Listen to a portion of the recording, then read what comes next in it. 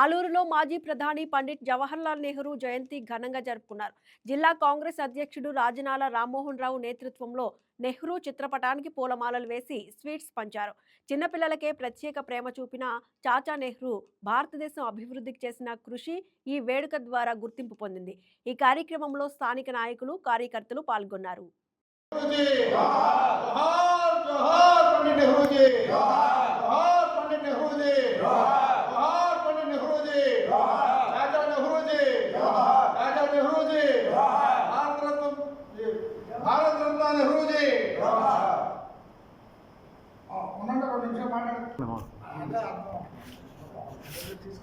చెప్పండి.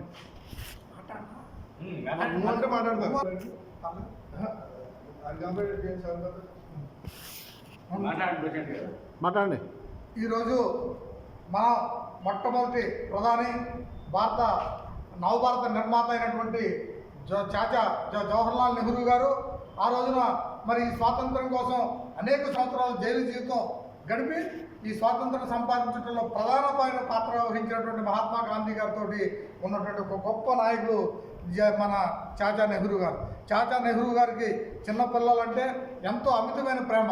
ఆయన ఎప్పుడు కూడా ఈ దేశాన్ని ప్రేమించడంలో, అదేవిధంగా పిల్లలు దేశ అభివృద్ధి జరగాలంటే ఖచ్చితంగా బాలల దినోత్సవం జరుపుకుందాం అని ఇలా బాలల దినోత్సవంగా నామకరణం చేసుకోవడం కూడా జరిగింది.